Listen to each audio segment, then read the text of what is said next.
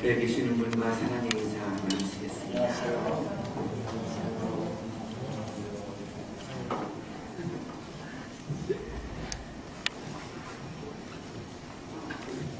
장영희 교수님은 생후 1년 만에 소아마비를 앓고 두 다리를 다 쓰지 못하는 그런 장애인이 되었습니다. 뉴욕 일대 대학원에서 박사학위를 취득하고 모교인 서강대학교에서 영어문학과 교수 재직을 했습니다. 휠체어를 타고 강의를 했습니다. 2001년에 유병암 왔었고 2004년에 척추암 왔었고 2008년에 간암 와서 정말 힘겹은 아주 어려운 삶을 살았던 분입니다. 이분이 에세이집을 냈습니다. 살아온 기적, 살아갈 기적이라는 에세이집에 내가 살아보니까 라고 하는 제목의 글을 쓰셨습니다. 인용하겠습니다. 어제 TV에서는 우리나라의 빈부 차이를 보여주는 특별 프로그램을 방영했다. 명품 핸드백에 중독에 가까운 전세를 보는 어느 젊은 여자와의 인터뷰도 있었다. 방에는 온갖 명품 핸드백이 색깔별, 모양별로 가득 있었고 그것도 모자라 일본에서 발행하는 명품에 관한 잡지를 구독해가면서 새로 나온 디자인을 구입한다고 했다. 최하 50만원짜리부터 500만원까지 하는 핸드백도 있었다. 그래서 내가 그 여자에게 하고 싶은 말은 내가 살아보니까 정말이지 명품 핸드백을 들고 다니든 비닐봉지를 들고 다니든 중요한 것은 그 내용물이라는 것이다. 명품 핸드백에도 시시한 작동산이가 가득 들었을 수도 있고 비닐봉지에도 금덩어리가 담겨 있을 수 있다. 물론 이런 말을 해봤자 사람들, 특히 젊은 사람들에게 이상한 개변 말라고 욕이나 먹겠지만 내가 살아보니까 그렇다는 말이다. 장영희 교수님은 살아보니까 껍데기가 중요한 것이 아니라 알맹이가 중요하다라고 하는 것을 굉장히 뼈저리게 느꼈고 그것을 우리에게 이야기하고 싶어하는 것 같습니다. 한국의 많은 그리스도인들에게 중요한 것은 껍데기, 내가 교회에서 어떤 직분을 가지고 있는가, 이 껍데기가 중요한 것이 아니라 내 마음속에 어떠한 신앙을 가지고 있는가, 그 신앙의 내용이 중요하겠다. 한국의 교회가 건물과 숫자라고 하는 이 껍데기가 중요한 것이 아니라 그 교회 안의 내용, 그 교회 안에 정말로 하나님의 나라를 이루려고 하는 그런 마음들이 모아져 있는가, 이 세상 속에 하나님의 나라를 이루려고 하는 그런 선교의 내용이 있는가, 이것이 중요하지 건물과 숫자라고 하는 껍데기는 전혀 예수님께 중요한 것은 아니겠죠. 우리 모두 각자 한 인간으로 삶을 살아가는데 내가 인간으로서 내가 겉으로 있는 사회적인 지위가 중요한 것이 아니라 내 내면의 아름다움이 중요하겠죠. 이것을 살아보니까 이분은 그것을 뼈저리게 느꼈다고 고백을 하고 있는 것입니다. 오늘 성서일과 지난주에 말씀을 예고해 드렸는데 일주일 동안 여러분 묵상을 하시면서 여러분 나름대로 깨달은 것도 있고 아마 느끼는 것도 있을 것입니다. 제가 느끼고 묵상한 것은 오늘 성서일과의 말씀은 바로 껍데기가 중요한 것이 아니라 알맹이가 중요하다. 이 외모가 중요한 것이 아니라 내면이 중요하다라고 하는 말씀을 우리에게 주고 있는 말씀으로 저는 그렇게 묵상을 했습니다. 6월절 엿새 전에, 이 6월절 엿새 전에라고 하는 말씀 속에는 굉장한 여러 가지 많은 암시들이 들어있음을 우리가 읽을 수 있습니다. 이 여기서 말씀하시는 6월절은 예수님께서 예루살렘 성을 입성한 날이 바로 6월절이었습니다. 그 입성하시기 엿새 전임을 왜 강조할까요? 요한복음 11장 53절, 지금 12장 1절 바로 전 단계입니다만 사내들인 공의에 의해서 예수님을 없애려고 모의를 하고 결정을 합니다. 그러니까 그 결정된 다음이었고 예수님은 지금 그럼에도 불구하고 예루살렘 입성을 결심을 했습니다. 고난의 길을, 십자가의 길을 결정을 하신 거죠. 그 십자가의 길을 걸어가는, 고난의 길을 걸어가는 구체적인 실천이 예루살렘 입성인데, 그 입성하시기 6일 전이라는 것을 강조하고 있는 거죠. 그렇다면 지금 이 성서일과의 이 본문은, 12장의 본문은 예루살렘의 입성과 고난과 죽음과 부활과 굉장히 관계가 있음을 우리에게 암시하고 있는 거죠. 그렇다면 이 본문은 예루살렘 입성과 고난과 죽음과 부활과 관계에서 읽어야만 이 예수님의 말씀을 우리가 정확하게 읽고 묵상할 수 있겠죠.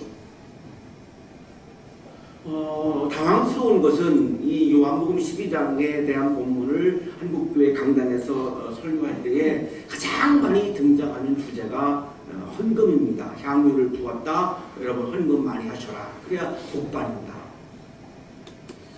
근데 6월절 엿새 전에라고는 이 말씀부터가 벌써 지금 고난의 길, 십자가의 길, 죽음, 부활을 암시하고 있기 때문에 그것을 우리가 놓치지 말고 읽었으면 참 좋겠습니다.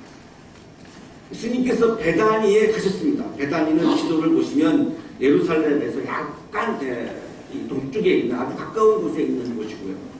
예루살렘으로 가고 있는 상황을 우리가 읽을 수가 있죠. 지금 베다니가 목적이 아니라 예루살렘이 목적이고 예루살렘을 가던 길에 지금 여기를 들리셨는데, 이 베다니는 우리가 잘 알고 있다시피 나사로, 죽었던 나사로를 다시 살려냈던 곳이죠. 자, 여기서 부활을 느끼게 되죠. 부활을 지금 암시하고 있는 거죠. 거기에서 예수를 위해서 사람들이 잔치를 베풀었습니다.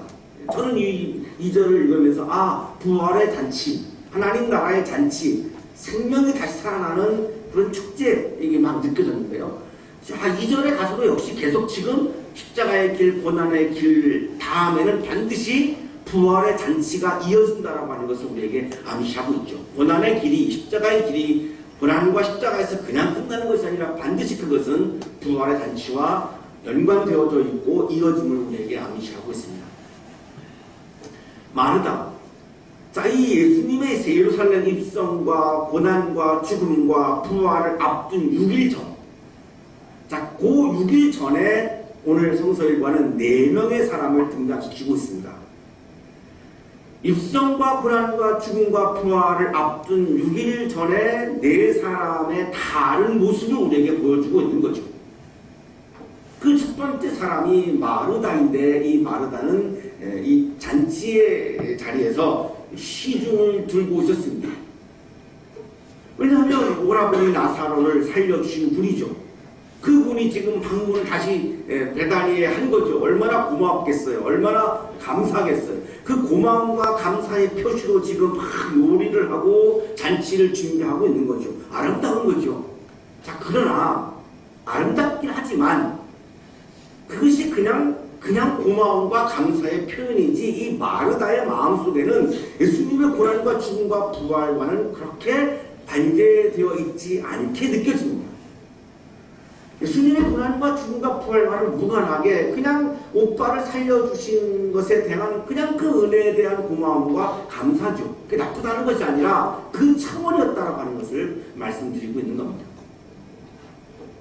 둘째 사람이 나사로입니다. 나사로는 식탁에서 예수님과 함께 음식을 먹었습니다. 나를 살려주신 분이 오셨는데 당연히 그 예수님의 식탁에 참여해서 같이 밥을 먹는 게 당연한 도리겠죠.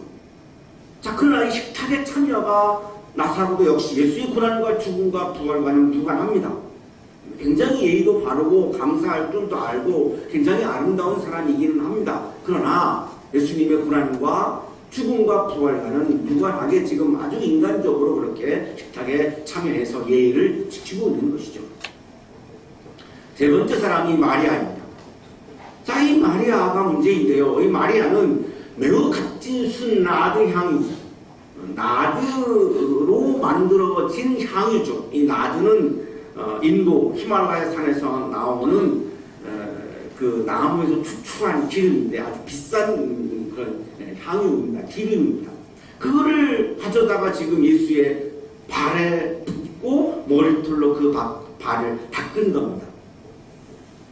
자, 앞에 등장하는 두 사람의 차원에서 본다면 오빠 라사로를 살려주셔서 고마움의 표시라면 이 비싼 향유를 예수님께 선물로 포장해서 드려야 하는 것이 맞죠.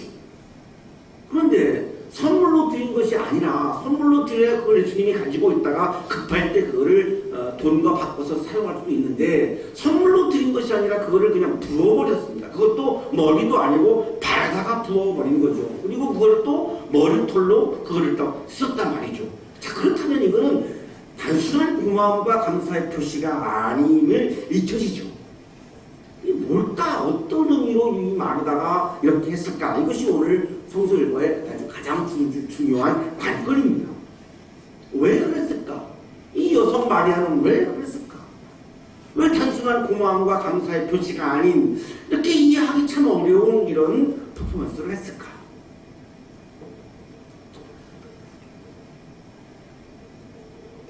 지금 이 상황에서 예수님의 머릿속에 마음속에 가득 차 있는 것은 이제 6일 후에 예루살렘 성에 입성하는 겁니다. 사내들인 공의에서는 예수님을 죽이기로 다 결정이 되어 있습니다. 예수님 그거 이미 알고 있습니다. 자, 그런데 아버지의 뜻은, 하나님의 뜻은 입성하라는 겁니다. 고난의 길을 가라는 겁니다. 십자가의 길을 가라는 겁니다. 엄청난 갈등이 있었겠죠. 심리적인 갈등이 있었겠죠. 그러나 예수님의 지금 마음에는 가는 겁니다. 예수님이 아버지가 가라고 하니까 그냥 가는 겁니다. 이것이 예수님의 마음이고 예수님의 결정한 마음입니다. 그런데 제자들의 생각은 달랐습니다. 분명하게 우리가 알 수 있는 것이 마태복음 16장 22절 23절입니다. 예수님께서 제자들에게 예수님의 고난과 죽음과 부활을 얘기하셨습니다. 그랬더니 베드로의 반응입니다. 주님, 안 됩니다. 절대로 이런 일이 주님께 일어나서는 안 됩니다 하고 말하면서 예수께 대들었다. 자, 베드로는 예수님의 입성과 고난과 죽음과 부활이라고 하는 하나님의 사건, 하나님 나라의 일을 그거를 보지 못하고 있는 거죠. 신앙이 아닌 거죠. 신앙이라고 하는 것은 예수님의 십자가와 고난과 부활의 그 세계를 하나님 나라의 사건, 하나님의 사건, 그거를 보는 눈이 신앙의 눈이고 믿음의 눈인데 베드로는 그거를 못 봤습니다. 예수님의 수제자였지만 못 봤습니다. 그러니까 예수님이 내가 죽는다, 부활한다 라고 얘기하니까 막 대들면서 그거를 막 반대한 거죠. 아버지의 뜻을, 하나님의 뜻을 막 반대한 거죠.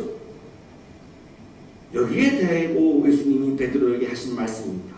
사탄아, 내 뒤로 물러가라. 너는 나에게 걸림돌이다. 너는 하나님의 일을 생각하지 않고 사람의 일만 생각하는구나.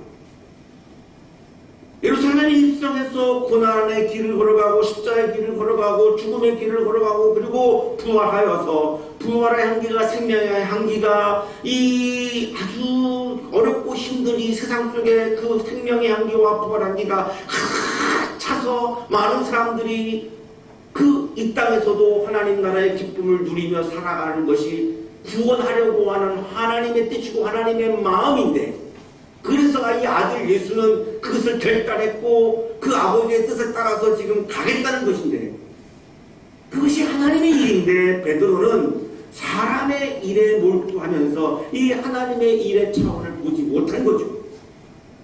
거기다 대고 예수님이 하시는 표현이 뭐냐면 사탄아, 사탄은 누굽니까? 하나님의 일을 방해하고 사람의 일, 내 욕망을 이루어서 하나님의 일을 방해하고 내 욕망만 내가 중요하고 하나님의 일은 중요하지 않다라고 생각하는 것이 바로 사탄인 거죠. 자, 그렇다면 예수님의 수제자인 베드로도 사탄의 지배를 받고 있었습니다.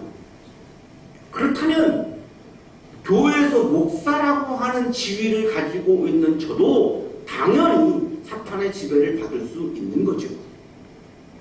그래서 껍데기가 중요한 것이 아니라 이 지위가 중요한 것이 아니라 내 마음속에 있는 신앙, 믿음, 이 알맹이가 중요함을 당연히 예수는 강조했던 겁니다. 교회에서의 직분 껍데기가 뭐 그렇게 중요하죠? 한국의 그리스도인들 중에는 신앙생활의 목표와 교회생활의 목표가 직분의 상승에 있지, 하나님의 일을 내가 어떻게 열심히 하고 내가 어떻게 하면 하나님의 일을 내가 이렇게 통해서 많은 사람들이 하나님 나라의 기쁨을 나눠주는 그런 신앙적인 삶을 살아갈까를 고민하지 않고 있거든요. 이것이 지금 한국교회가 많이 어려워진 이유 중에 하나이죠. 베드로도 그랬습니다. 그러니까 오죽하면 예수님이 자기 수제자한테 사탄아라고 얘기하고 있죠. 그렇게 우리가 중요하게 여기는 교회의 직분, 아무리 내가 어떤 직분을 갖는다 하더라도 예수님이 나한테 이 사탄아라고 말할 수 있는 거죠. 제자들은 하나님의 일을 보지 못했어요.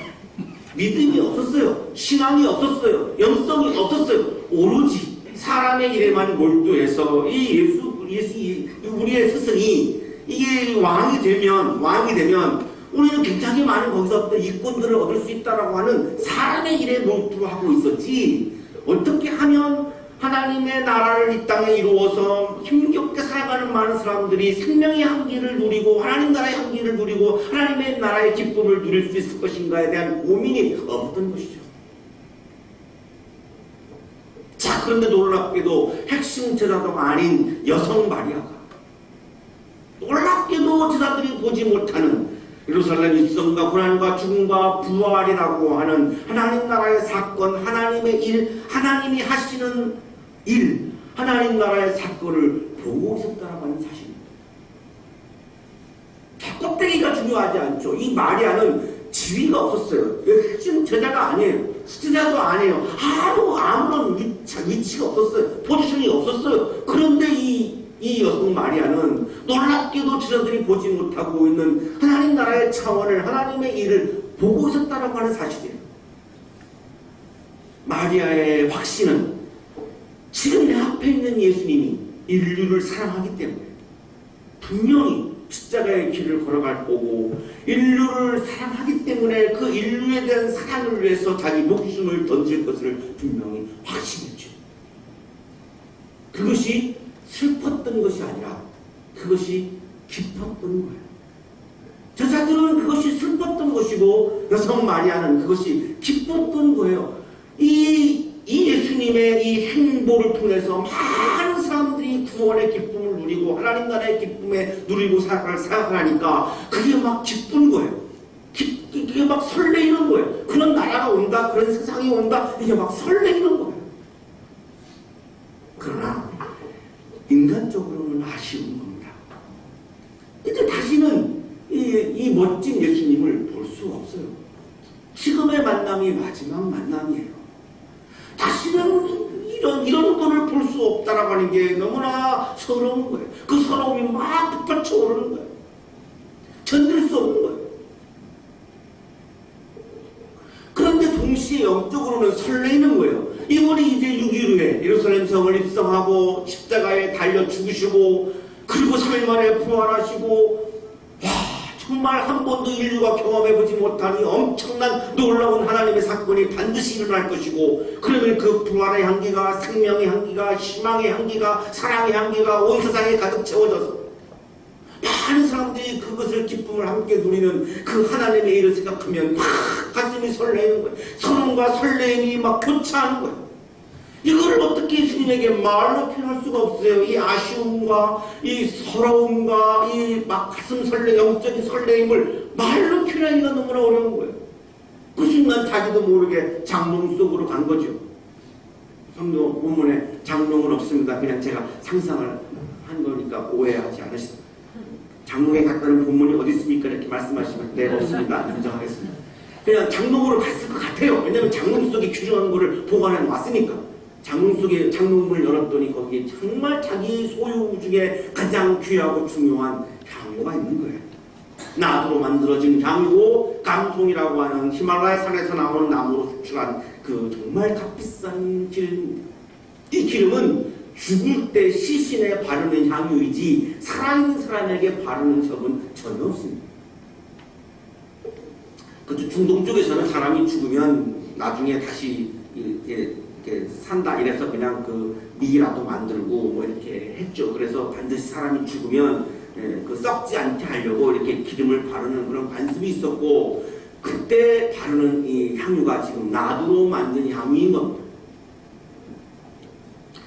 그거를 갖다가 예수님의 발에 부었어요. 예수님의 머리가 아니라, 다른 부분 소팽 본문에는 머리에 부었다라고 하는 본문도 있죠. 그런데 오늘 요한복음의 본문은 예수님의 발에 부었어요. 왜? 발에 부었어요. 예루살렘을 입성하는 것은 예수님의 발이죠. 고난의 길을 걸어가는 것은 예수님의 발이죠. 십자가의 길을 걸어가는 것은 예수님의 발이에요. 부활을 창조하는 것도 예수님의 발이에요. 그래서 마리아에게는 그 예수님의 발이 너무너무 귀한 거예요. 존경스러운 거예요. 그 예수님의 발이 막 그걸 찬양하고 싶은 거예요. 그 예수님의 발을 막 높이고 싶은 거예요.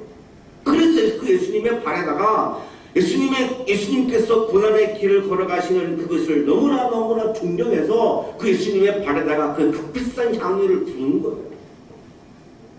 그래서 발에다가 부은 거예요. 그 발에다가 붓는 향유를 붓는 마리아의 마음속에는 고난의 길을 걸어가는, 십자가의 길을 걸어가는, 부활의 길을 걸어가는 그 예수님에 대한 찬양과 높임과 감사와 이 어마어마한 존경과 그리고 예배 그리고 신앙이 막 다 담겨있는 그런 행위인 거죠. 네 번째 사람이 배신자 유다입니다. 이 장면을 보면서 이 네 번째로 등장하는 유다가 이렇게 얘기합니다. 이 향유를 300데나리온에 팔아서 가난한 사람들에게 주지 않고 왜 이렇게 낭비하는가? 이거를 낭비라고 보고 있죠. 왜 그럴까요? 가룟 유다도 역시 베드로처럼 하나님의 일의 차원을 보지 못하고 있어요. 영적인 차원을 보지 못하고 있어요. 300데나리온은 1년 노동자의 1년 연봉입니다. 작게 잡으면 한 1,500만원, 뭐 많이 잡으면 한 3천만원 잡을 수 있나요? 모르겠습니다. 어쨌든 그 정도의 액수, 또 1,000만원이 넘는 향유를 지금 발에다가 부으니까 그걸 너무나 아까워하면서 왜 이거를 낭비하느냐, 가난한 사람들에게 차라리 주지 않고 이렇게 이야기합니다. 그런데 가룟 유다가 그렇게 말하는 마음, 속내가 6절에 나옵니다. 그가 이렇게 말하는 것은 가난한 사람을 생각해서가 아니다. 그는 도둑이어서 돈자루를 맡아가지고 있으면서 거기에 든 것을 훔쳐내곤 하였기 때문이다. 가난한 사람들에게 주는 것으로 그것을 돈자루에다가 집어넣어야 자기가 슬쩍 이렇게 횡령을 할 수가 있는데, 도둑질을 할 수 있는데 이렇게 부어버리니까 그걸 할 수 없다는 말은 불만인 거죠. 가룟 유다는 가난한 자, 약자를 빙자해서 이권을 챙기고 있는 사람에 불과했습니다. 그런데 유다가 누구였습니까? 예수님의 12제자였습니다. 12제자 중에 누구였습니까? 아주 중요한 회개를 담당하고 있는 사람이었습니다.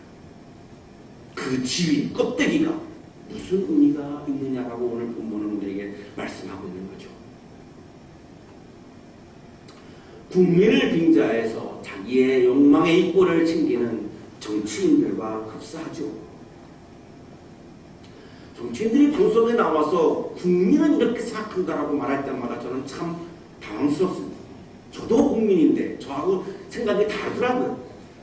그럼 난 국민이 아닌가 이런 생각을 하는데, 내 생각이 그렇다고 말하면 괜찮습니다. 왜 거기다가 국민의 생각이 얼마나 다양한데 국민은 이렇게 생각한다고 감히 말할 수 있는지. 심지어는 하나님을 빙자해서 이권을 챙기는 종교인도 마찬가지죠. 저도 늘 그런 위험에 놓여있는 사람입니다. 그러나 가룟 유다는 이것이 아무렇지도 않습니다. 이것이 일상이었습니다. 이것이 삶이었습니다. 그러니 12제자라고 하는 그 위치가, 지위가 무슨 의미가 있겠습니까? 예수 제자들은 예수님의 고난과 죽음과 부활이라고 하는 하나님 나라의 일, 하나님의 일을 보지 못했습니다. 이것이 신앙이고 이것이 신앙의 핵심인데 이거를 보지 못했습니다. 한국 교회는 교회 자체의 성장에는 어마어마한 열심을 내고 있지만 이 땅에 이 세상에 하나님의 나라를 이루어가는 하나님의 일에는 별로 시선이 가지 않고 있습니다. 그러니 그 제도, 크기, 이런 껍데기가 하나님께, 예수님께 무슨 의미가 있는 거겠습니까? 그래서 예수님이 이렇게 말씀하시는 거죠. 그대로 두어라. 그는 나의 장사 날에 쓰려고 간직한 것을 쓴 것이다. 지금 마리아가 향유를 붓는 것은 장사날, 장례와 분명히 관계 있다고 7절을 말씀을 하죠. 그냥 헌금을 한 게 아니고, 헌금을 한 게 아니고, 마리아가 지금 향유를 붓고 있는 것은 예수님의 고난을 생각하며, 예수님의 죽음을 생각하며, 예수님의 부활을 생각하며, 하나님 나라를 생각하며, 하나님 나라를 이루려고 하는 하나님의 일을 생각하면서 그 길을 걸어가는 예수님이 너무나 존경스러워서, 그것이 동의가 되어서 나도 그 길을 걸어가야 한다라고 생각이 되어서 지금 1000만 원이 넘는 그것을 그렇게 지금 붓고 있는 거죠.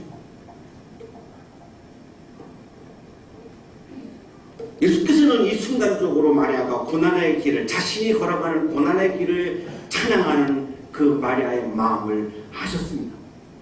그래서 마리아를 변호하고 유다를 꾸짖고 있는 거죠. 자기의 12제자가 아닌 다른 아무런 이름이 없는, 위치가 없는, 지위가 없는, 포지션이 없는 여성 마리아를 지금 더 옹호하고 있는 거죠.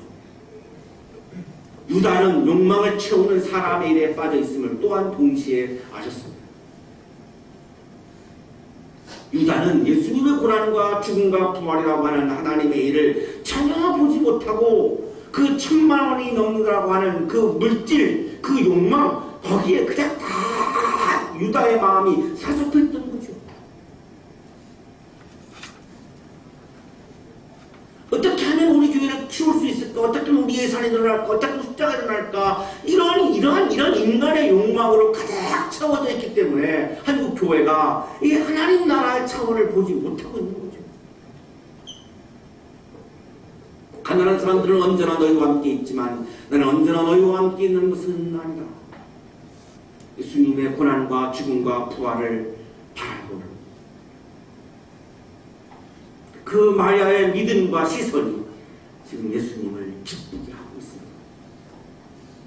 저자들은 예수님께 실망과 아픔을 주고 있지만 놀랍게도 예기치 않았던 여성 마리아, 그 여성 마리아의 믿음과 시선이 껍데기가 아닌 마음속에 담겨져 있는 하나님 나라의 일을 보고 있는 그 마리아의 믿음이 지금 예수님께 기쁨을 드리고 있습니다. 이것이 그리스도인이 해야 할 일이죠. 그리스도인이 바라보아야 하는 것은 하나님의 뜻을 이루어 가시는 하나님의 일, 하나님 나라의 일에 우리의 시선이 가 있어야 하는 거죠.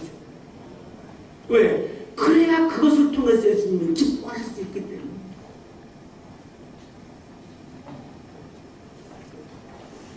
사순절을 지내고 있습니다. 하나님 나라를 위해서 가는 길에 나의 발이 서 있을 때, 예수님처럼 예수님이 예루살렘 입성을 하는 그 길에 예수님의 발이 갔고, 십자가의 길과 고난의 길과 부활의 길에 예수님의 발이 갔듯이 그리스도인들은 하나님 나라를 향해서 가는 길에, 하나님의 나라를 이루기 위해서 내가 사랑하고 희생할 수 있는 그 길에, 사랑과 희생하는 그 길에, 내 욕망을 채워서 다른 사람들에게 아픔과 상처를 주는 길이 아니라 하나님 나라를 이루기 위해서 내가 사랑하고 희생하는 길을 걸어가는 그 길에 내 발이 서 있을 때 놀라운 예기치입니다. 하나님 나라의 기쁨이 내 마음에 가득 차는 것을 경험할 수 있습니다. 그 기쁨이 여러분 가운데 사순절 기간 동안 충만하기를 축복합니다. 거룩하신 하나님, 우리의 마음속에 믿음을 채워주셔서 내 발이 욕망의 길에 서 있지 아니하고 하나님 나라를 향하는 길에 서 있을 수 있도록 인도해 주옵소서. 거기에 진정한 하나님 나라의 기쁨이 있음을 믿습니다. 하나님 나라를 향하는 사랑과 희생의 길에 내 발이 서 있을 수 있도록 우리에게 용기와 믿음을 주옵소서. 예수 그리스도의 이름으로 기도하옵나이다.